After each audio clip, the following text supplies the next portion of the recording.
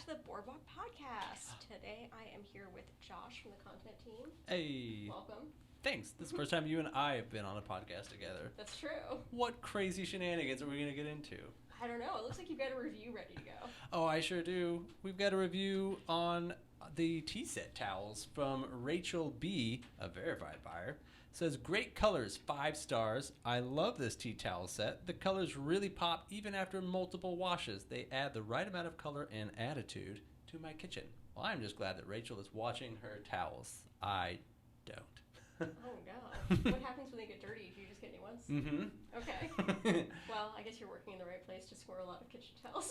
Quarters are hard to come by. Laundry's a pain, so just buy new towels. Oh, no. You still have to use like a coin op thing. Yeah, my apartment has the dang just quarters only. And quarters are so hard to find, especially during a coin shortage. Like, no one wants to give up the quarters. I have to go to the bank, and like my bank, I have to prove that I have an account at that bank before they'll even exchange a $10 bill for quarters. It's insane that that's a thing in 2023. Yeah, I feel like we have so many coins. Like, they're still making new ones. I had 2023 coins the other day. So, like, how are we low on coins? I just don't understand how it's not at least like plastic operated at this point.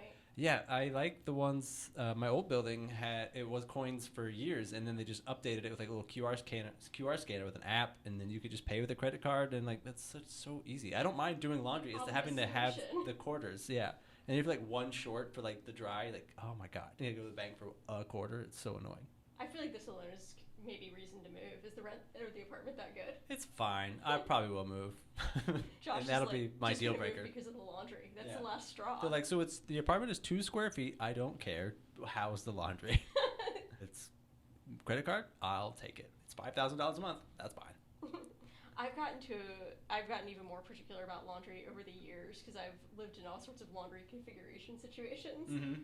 And one of the other annoying things that I've dealt with is it's nice when it's in your place. However, if you're living in a multi-level place and it's like multiple levels of stairs downstairs, it's so not great. Like, I want it to be on the same floor. For sure. Yeah, I've never lived in an apartment that had it in the unit. That would be awesome. But I also don't know what I'm missing because I don't have that to miss. I haven't always had it in the building, so I've never had to like go to like a laundromat to do laundry, so that's nice. Although it'd be easy to get quarters, they have a change machine. I feel like if an apartment has a coin only laundry, they should also have a change machine. Obviously. That's just such a dumb system. So anyways, I don't wash anything. Sorry for the smell. Oh, no.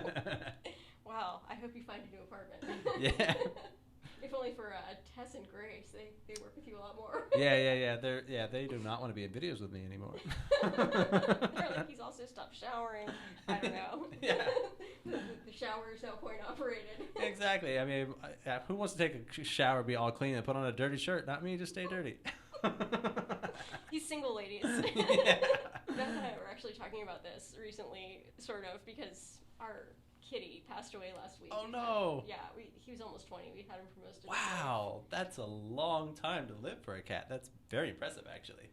It is. It still felt like not enough time with him, of course, no matter how long they live. That's what it feels like. Yeah. And then I talked about this in the email a little bit, too, but we decided that we wanted to taxidermy him, which I know sounds like maybe a twisted thing to do, but if you think about how to get rid of your dead friend's body, like, none of the options are good. They're all kind of grim. Yeah. So I was like, well, at least this way I can still, like, see him again. Yeah, and pet him. Exactly. So after he died at home, like, naturally, which is what we wanted for him.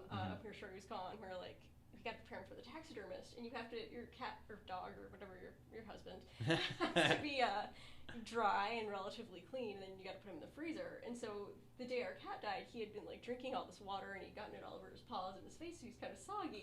And so Matt and I had to like pull out the blow dryer and a brush and like fix him up before we could stuff him into the freezer. And as we're like dealing with all this, we're like, the thought pops into my head a few hours later that I'm like, oh man, Josh has these 2 cats and he's single right now. He's gonna have to like find a partner and cry before his cats expire. Oh, so yeah. he's not like doing spa day with his dead cat by myself, just sobbing, getting them more wet. I just drive off and my tears are getting them re-wet. Like, no. Yeah. Oh man, I don't know what I will do. I saw recently a TikTok of someone who does, I guess they do cats too. I think the example they showed was with a dog, but he does like wood carvings of your exact pet. So you do like a German Shepherd, and he like carved it onto like a bench, so you could like sit on a bench like with like the wood carving of your animal. But yeah, with like being able to actually pet the fur forever, like I'm not mad at it. Some people might think it's weird, but like, why not? Someone got really mad. I talked about this in email last week because we do campaign emails on Fridays where we kind of do like, here's a story or an update about what's going on behind the scenes and here's some new stuff. And so we talked about the story, which is like, it's dark, but it's also kind of funny to like be doing a spa day with your dead cat. So this guy got really mad at it and he's like, we'd never shop with this company because of this email. And I'm like, what? That's such a bizarre reaction. Like, why do you care? Yeah. This doesn't affect your ability to like enjoy a product you order from us. Yeah, also like, obviously you do shop with this company. How are you on this email list? I think he had signed up for email but hadn't purchased anything yet, and he was like so mad at this email. He's like, I'll sign up for the list and I'll see where they fall on the cat taxidermy subject, and then I'll make my purchasing decision. Like, what a weird... Right? We got like hundreds of replies. People mostly were just like, oh, sorry about your cat. I feel like that's cool the human thing to respond to. Like, oh, I'm so sorry for your loss. Like, you must be very sad right now, as opposed to like, what did you do? You lost a non-existent customer. It wasn't even clear what he was upset about. Like, it was which part? Yeah, he just replied with like, is this a joke? And customer service is like, no. And he's like, well, I would never shop with a company that sends an email like this. And we're like, okay, I mean... Do you want us to be like a faceless robot company that just sends you sales emails? Is that better? Hey, our cat passed away and we feel nothing. Or just like don't tell any stories. Yeah, don't be personal. I think it's like most marketing emails, but I feel like ours are more interesting because they do tell stories. Yeah, I don't like the very generic corporate emails. So like when I get emails like to me and like, you know, say it's for like a potential like sponsored thing, and they don't even address me by name. They're like, hey, @Patton_Josh. Like, you just plugged that in. We're not buddies. Like, you're just copy and pasting this same thing. Like, I'm already that. I usually won't even read the rest of the email. Once, like, if you don't even address me by my name, like, you clearly have not watched my videos. I got one the other day and it was like, we love your lifestyle content and would love for you to review our cookies. I was like, I've never posted a lifestyle thing, so you don't know what you're talking about or who you're talking to, so I'm already not interested. Yeah, I mean, are you on any like marketing email lists for products people like, or no? No, it's just people will hit me up, you know, because, you know, through TikTok or Instagram, and like, hey, you know, you want to make a ad for our thing, and I was like, okay, if you pay me enough. But when they don't even address me like personally, it's like, all right, you're just mass sending this out to see who's gonna nibble on this offer versus like, hey, we chose you because you know, your comedy style fits our brand and blah blah blah. And then it's like, all right, I'm more interested because like you're talking to me like a person versus like just the copy paste corporate thing. So like, I don't know, if I was that guy, like I'd be thrilled to get something that was more unique versus like, here's JC Penney's BOGO Easter sale or whatever. I don't know what he wants. Yeah, I guess that's what people want. I don't know why people would want that. That's not what I want. I'm always like disappointed by people's email marketing if it's like a brand that I like if I bought like shoes that I like or dress that I like, I might subscribe to their email for like a week or two, and then it's just like 3 emails a week that are just like, come buy this, and I'm like, okay, but I like just bought shoes last week. I'm good on shoes for a few months now. Like, do you have any stories for me? No. Mm-hmm. Yeah, it just seems kind of desperate, and you just want money all the time. And hey, here's a new reason to give us money. Like, granted, you're a business, but like, come on. We're a business, but we try to be like a entertaining one instead of just like a here's some stuff one. Exactly. Yeah, like if, you know, when I came on board for this, like if it was just like making like commercials all the time, that wouldn't have been near as interesting to me. If it was like, let's just, you know, make ads all the but the fact that we're making like sketches and stuff and just happen to be wearing the t-shirts in them was more like product placement versus like everything being a commercial. With everything we do, we try to think about like how we would feel about it if we were the customer. So we, whether it's like email or SMS or social media content, like we try to have that top of mind. The double-sided sword of that is like, I feel like it creates a situation where people feel like they can just kind of demand anything of us. Like, they know us as, like, people. Oh, right. And so that can get a little tiresome. Like, particularly trolls more than fans. But trolls particularly, they're, like, feel a lot of entitlement to just, like, demand all sorts of information from us. And I'm like, no. Like, like what are you doing with your revenue from your products? Like, none of your goddamn business. Yeah, like, you ask any company this? Like how do you spend your money? Like, what are you talking about? Do you want to send me your, like, pay stub and your budget so I can give you my opinions on what you do with your money? Like, what? Yeah. Why? Yeah, sometimes people just feel, like, overly familiar. Yeah, and I guess I've always seen, like, the other side of it where people, like, they feel like they know you, and so they can joke around with the comments as if, like, they're your buddies, like the insulting kind of way, like, putting you down as if you're friends. Like, you're a stranger. This is the first interaction we've ever had. Granted, you've seen my videos, so you feel like you know me, but to just come out the gate swinging with, like, insults, I'm just like, we don't have that dynamic where I'm just like taking it in the way that you're meaning it. I'm just like, whoa, what a mean thing this person just said out of the blue. I was like, oh, you're like joking, but like we're not buddies, so it doesn't come across that way. Yeah, people can get so weird about these kind of like parasocial relationships, or even just like the way people feel entitled to talk to strangers on the internet. To me is so weird. Like I would not talk to people this way offline or online. Yeah. Very intimate very quickly, and just like we know each other so well, but we really don't. The other contingent that we get a lot of hate from are people who are also creative but like not doing anything with it, which is fine. Honestly, like if you enjoy doing creative things, keep it as a hobby if you want to keep enjoying it. But yeah, they're like very mad at us for making it a career, and so they leave. Like most of the time when people leave a mean comment like, oh, this product sucks or whatever, if you go to their profile, it's almost always like trying to be a musician, trying to be a writer, trying to be an illustrator, trying to be something, and it's like, go check out my, Spotify or my art profile or whatever, and it's like, so you're not really mad about the art, you're mad about what's going on with your creative your goals. lack of success. Like, granted, like, so when you, make it, are you good that they want people to come shit all over your, music and be like, hey, this is dumb, you should, you shouldn't be making a living off this. I should follow my Bandcamp or whatever site they use. I don't know what the thinking is, but it's funny to me that it's so consistent. Like almost every single time we get a comment that's like saying like, oh, this art isn't good, or this is stupid, or this shirt is cringe, or whatever. Almost every time. I can't think of an instance where I didn't click a profile and there wasn't like some desire to do something creative going on in their account. And their whole page is not like, I hate art, all art is bad. It's like they are an artist trying to be an artist, and like, why are you shitting on other artists who are like doing what you want to be doing in terms of like making a career out of it? It seems very backwards. It just seems like it's a recurring thing with them. It reminds me of I don't remember if I talked to you about this already. There's a season of American Horror Story. Did you watch that show ever? I've seen a few seasons. I have not seen all of them. They had a recent one that I really liked, and it was about these artists that were going to Provincetown for the winter to do writing. One of them's got writer's block, and he realizes the other ones... Have you seen this? I've not seen this one. I recommend it to all creative people. Okay. The artists that are going there that are famous and getting a lot done in terms of creative work, they're taking this like black pill, and what happens if you take the black pill is one of two things. If you're already talented and you take the black pill, you'll do your best creative work ever. You'll like write your best novel, write your best music, whatever.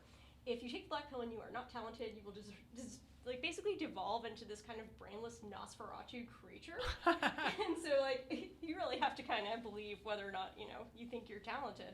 Oh, I like that. It's a really cool season, but every time I get these people in our comments who leave, this is terrible. I just, in my head, I picture those characters from that season where they're like these kind of Nosferatu creatures that are like mad that they can't have a creative career and like just trying to like chomp at somebody that does. Yeah, it's such a bizarre, like that's not how you get ahead. That'd be like, commenting on any actor in any movie or show, like, you suck, you shouldn't be an actor, and then you go to their page and it's like, aspiring actor, cast me in something. It's like, why are you burning bridges that haven't even been built yet? Very backwards. I know. I saw Grace was talking a few weeks ago about like some content creators that were like trying to start beef with her, I guess, to get attention. They were like leaving mean comments about her and trying to like get other people to like make videos complaining about Grace. Oh no. Like, this is not the way to get attention for your account. Yeah, like not all clicks are good. No. Not all clout is worth it. No. Sometimes I run into people that like they're also running businesses, but they're not heavy on social media, and I quickly get really jealous because I'm like, that sounds peaceful. Just to do sales and not be so wrapped up with what trolls are saying. Yeah, they're selling things like wrenches or something, just something that like does not go on social media, and so they don't really have to like interact with people much. True. Sounds nice. Like we have fans that we really like, and I love hearing from them, and it's a lot of fun. But like the other side of it is the terrorists, and that the sense of humor with this company, it's like a very like niche, like specific tone and everything. And if that's your jam, like you're gonna love all the stuff. But if it's not, if you don't get it, if that's not what you like, but that's fine. But like, why go out of your way to like point out all the things that you don't like about it? Like that's so draining. I don't ever do that, to go out of my way to like say something I don't like about people I don't know. Like just keep it to yourself. Keep it to yourself, or snark about it privately with your friends offline. Yeah. Gossip, closely. But yeah, why are you gonna do it public in a forum where everybody can see? I don't know. People are miserable. The other thing that makes me crazy that I've been seeing more and more of is like we are increasingly having to come up with like words that are workarounds for words to please robots. Oh, right. So like you can't say sex, you have to say seggs. Right. Or you can't say like kill myself, you have to say unalive myself. It's like weird baby talk, and it makes no goddamn sense. And also, like, how could they not taught the robots to look for that yet? Like, everyone knows that, you know, seggs is like the new way to say sex on TikTok. But it's like, how have they not just like, well, can't say that either? I mean, they probably will, and then they'll have some other like weird way to spell it and say it. But it's destroying language to a point where it's like hard to even figure out what people are talking about. Yeah, everyone's sometimes. talking just real dumb just to get around censors. For robots, though, like I don't think a single person is actually like upset that people are using real words. It's No, because if something gets robots. flagged, you appeal it, and then a human looks at it like, oh yeah, this is fine.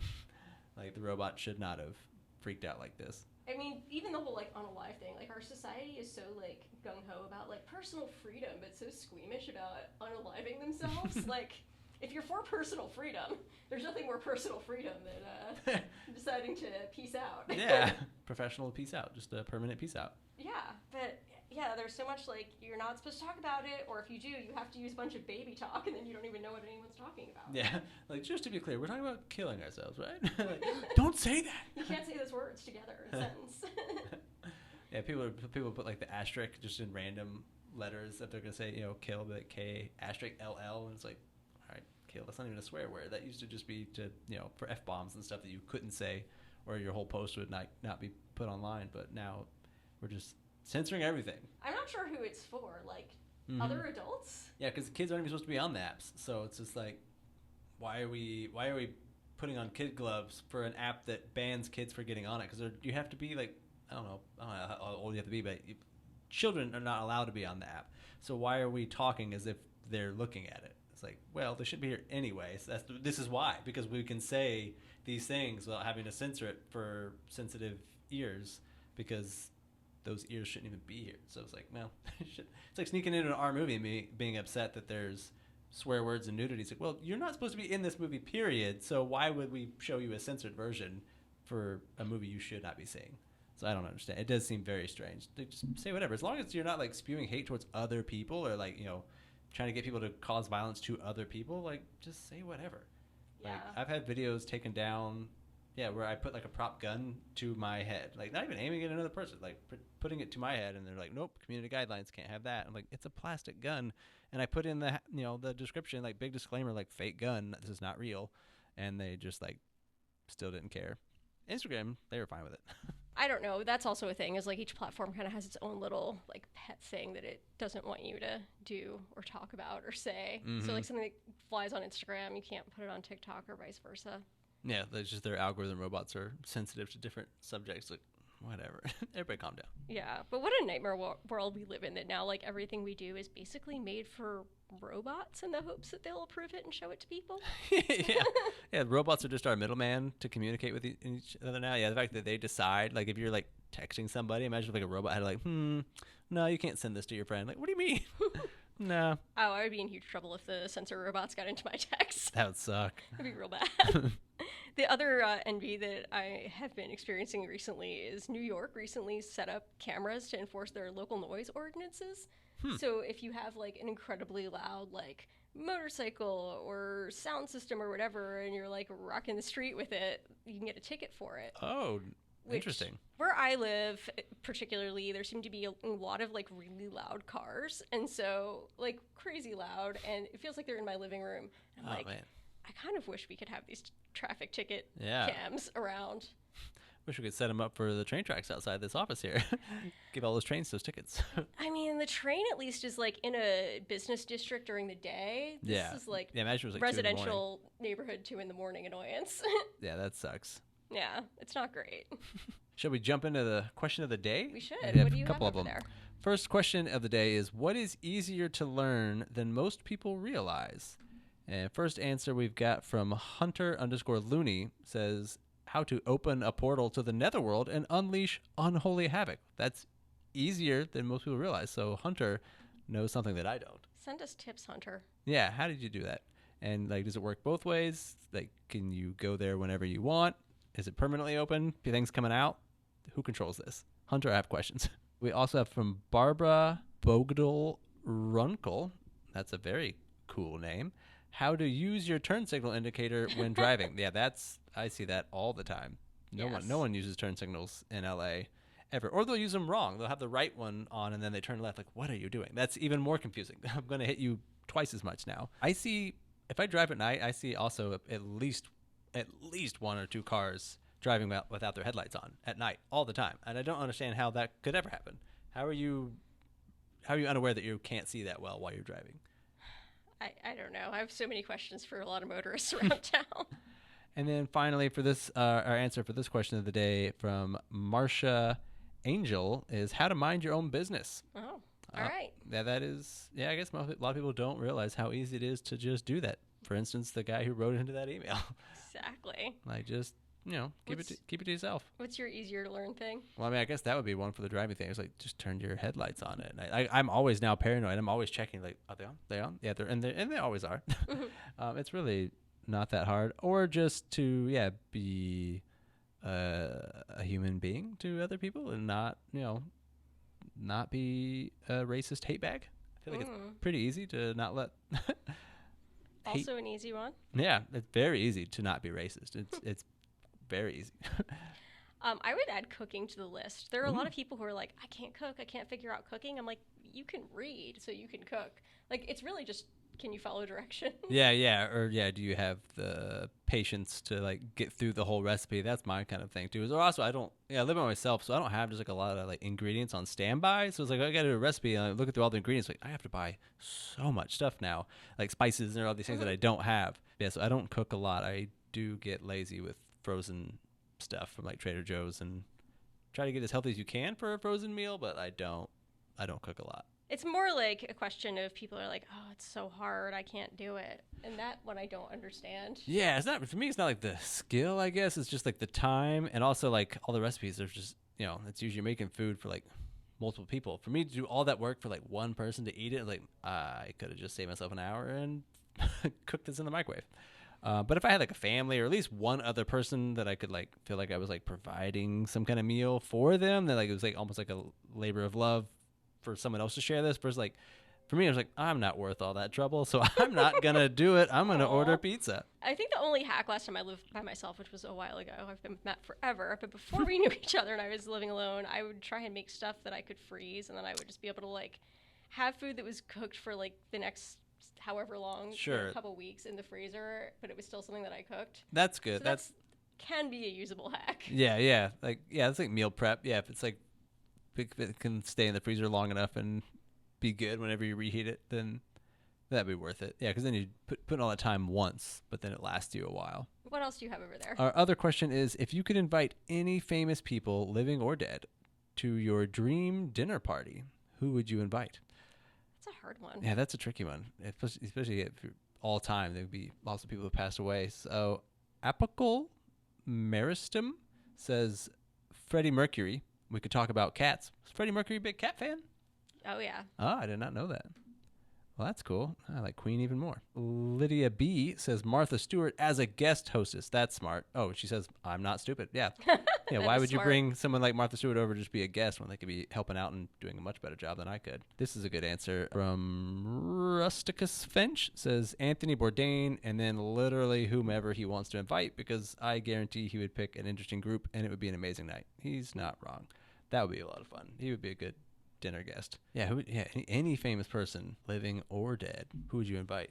From the dead category, maybe Oscar Wilde or Dorothy Parker, because they're pretty funny. Oh, yeah. From the living category, probably Taylor Tomlinson. She's one of my favorite comics right now. And oh, yeah, she's really funny. She's very funny. And there's this other creator I like called Christine McConnell, who I just think she'd be interesting to talk to. She works in mediums that I don't work in, and so I find it's like wizardry to watch her do what she does. She's like sews and bakes and does like kind of handiwork type projects, but everything is sort of horror influenced, but like also cool. Really pretty and like elegant and feels kind of timeless. It's hard to describe her work. She's kind of like Morticia Addams meets Martha Stewart, kind of. Oh, I like that vibe. So I love her work. It'd be interesting to talk to her. I think those people would be on my wish list. That'd be good. Yeah. Maybe I would invite Hitler and kill him again.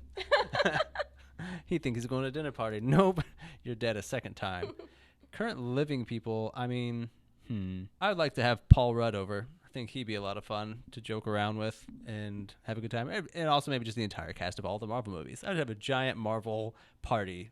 That would be my dinner party. That makes sense. Yeah. And I would cook. I would have to cook. What are you making them? Oh God.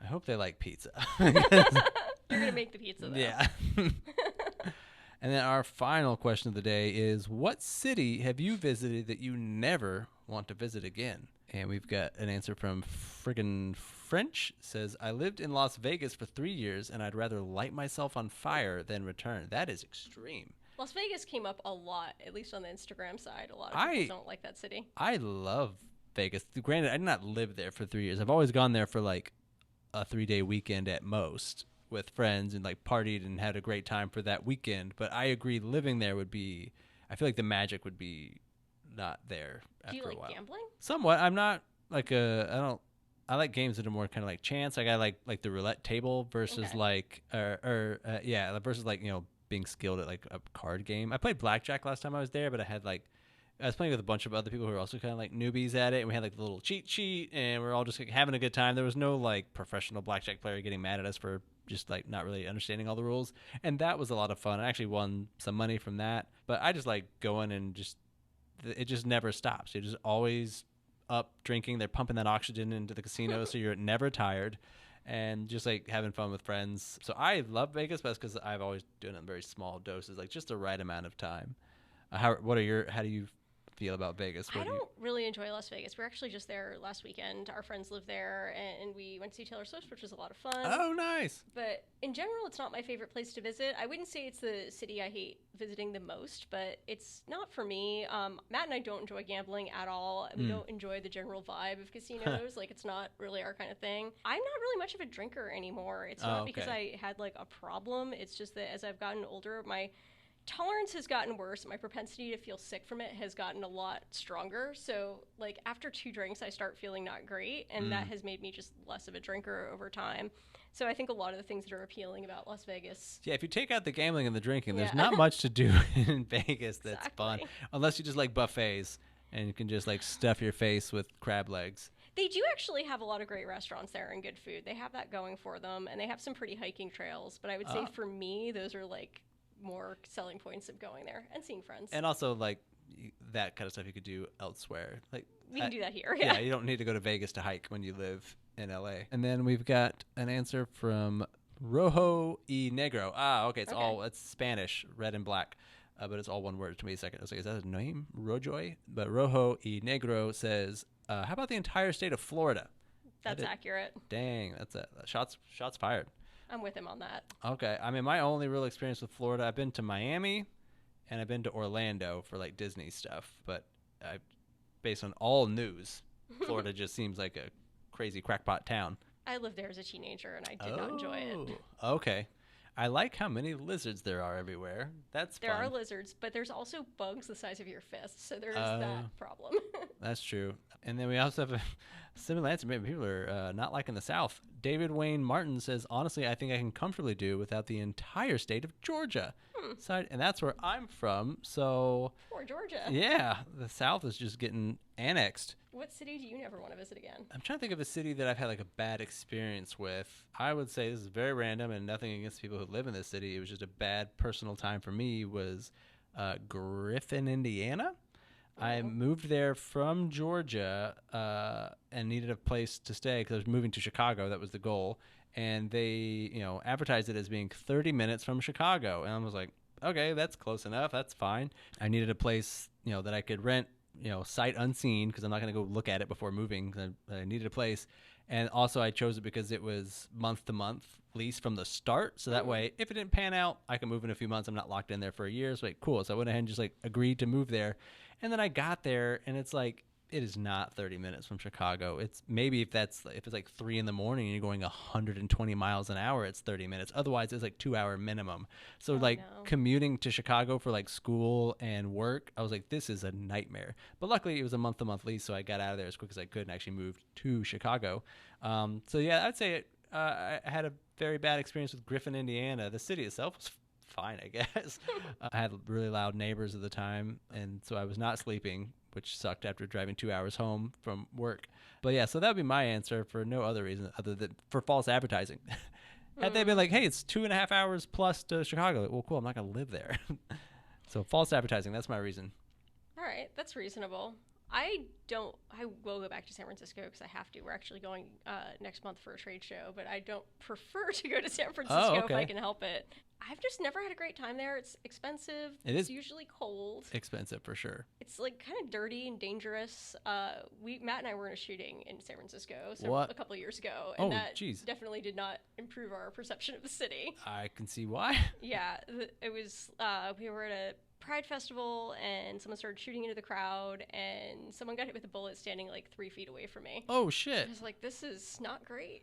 Damn, that's nuts. Yeah. What year was that? It was several years ago. I don't remember which year. Okay. I would need to ask Matt about that, but it was like even before that, I was like, this city feels pretty dangerous. And I've lived in cities my whole adult life. I'm not like generally afraid of cities, but I was like, this city feels pretty dangerous. Oh man. And then getting shot at was like kind of confirming the city's pretty dangerous. That's the cherry on top. I'm out of here. I've only been in San Francisco once for a weekend for like a video game convention, and that was fun, but I didn't do much. I was mostly just at the video game convention, so I could have had a great time no matter where it was. But Tess used to live in San Francisco, so I wonder how she feels about it.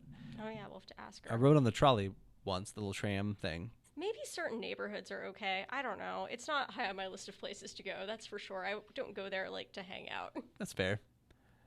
You can do whatever you would do in San Francisco here. Yeah, it's warmer here. LA's still a city. It's got danger, but LA doesn't feel as imminently dangerous most of the time. Yeah, I mean, I feel like once you've been in a shooting somewhere, you will no longer feel safe, whatever it is. It could be at Disney World. Like, well, now the scariest place on earth. I mean, if Disney was like regularly having shootings, that would definitely not help its case. San Francisco seems to have a lot of shootings. Oh wow, I didn't know that. I never really hear people talk about San Francisco. Well, after that happened, I was like, I wonder if there's any coverage about it, and I started typing San Francisco Pride SH, and Google autocomplete shooting, and it's like, which one do you want to know about? Oh, and I'm like, dang. Which one? Oh no. What's your favorite shooting? Well, that's nuts. So yeah, maybe not gonna go there for fun. Yeah. Well, glad y'all made it out of there, all right. Yeah, we did manage to escape. Did you have to still like continue the rest of your visit there? Was that like your last day? It was like kind of the tail end of our visit. I think it was the last day we were in town. But okay. It's like what would happen if that was like your first day and you had like another like week to go? Yeah, that wouldn't have been great. I mean, I'm not excited about going back for this trade show, but hopefully the trade show makes it worth it. We'll see what happens. Will this be your first time back since? Possibly. I'm trying to think if we've been back. I feel like we've been to the Bay Area, but not the city. Okay. Well, I hope it goes smoother this time. Me too. I'll be Googling while you're there. Make sure there's no shootings. Yeah, the event this time is in like a convention center or something, so maybe that'll help its case. Yeah. Awesome. Well, I think that pretty much wraps up this episode. If there's just any other hot topics you want to cover. I don't have any other hot topics. We got a little off schedule with new products because our cat, and we were sad and didn't make any new art, but we're trying to get back into it. Have you gotten the taxidermy happened yet, or? So that's the thing that sucks is it takes 6 to 12 months to get your little friend back, so that's kind of a long wait. In the meantime, I'm trying to figure out how to haunt my house. Oh, okay. Because I want to set up like I have all these videos of him making his cute little sounds, and I was like, I wonder if I could like get some voice or motion activated speakers around the house. Oh, that'd be cool. Put these audio recordings in there, and then it could kind of be like he's still here. Oh, that'd be awesome. Yeah, I think that would be, whenever, which eventually will happen. Yeah, my cat's passed. I think that'll be one of the things that'll like be noticeably different. It's like the quiet of like not just hearing them like chat and like talk and stuff. Like, yeah, that's not a bad idea. Just having those recordings just like randomly play. Our cat was very talkative, so we miss hearing from him. For sure. That's a bummer. I'm really sorry to hear that. But yeah, that's like what I've been working on is like, taxiderming my cat, haunting my house. Yeah. Just summon him to come back. I asked Matt if I could taxidermy him, and he's like, you won't have any friends. And I'm like, I think what you mean is I won't have any cool friends, and that's fine. That'd be awesome. Just Matt taxidermied. I feel like because of the radical Christian right, there's probably a rule against taxidermying your husband, so I'll probably have to go somewhere a little bit more progressive to do that. Fly him out of the country and come back, buy him a plane ticket. I think there's a lot of rules about what you can do with dead people, and I think this is very unreasonable. They're already dead. Yeah. Like, what is the problem? They should be able to like sign a waiver, basically, how they're being an organ donor is like, I agree that you can taxidermy me. I agree that you can, dress me up like a doll and do whatever. Well, more rules around like how to dispose of them. Like, you're not allowed to you're technically not supposed to just be tossing them in the ocean, which like, I don't see why not. I mean, there's things that are dying in the ocean all the time. It's a big place. Like, giant whales die in the ocean. It's for fine. Sure. So so you can't put like a whole body in there, but like they can still spread ashes. So what's the difference? I think you're actually not even supposed to be doing that either. There's like a lot of rules. I've read a book about like death customs a while back, and I don't remember all of them, but I remember there was like one where people wanted to do like a funeral pyre type thing, like a public burning of the body. Like that was the ritual they wanted, and there's like only like 1 or 2 places on like native reservations where you're allowed to do this.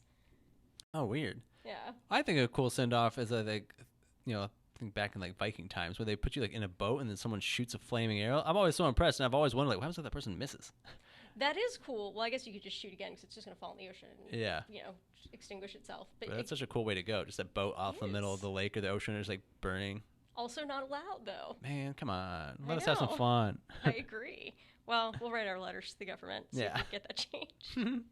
All right. Thanks, everyone, for watching and listening. Bye, guys. Bye.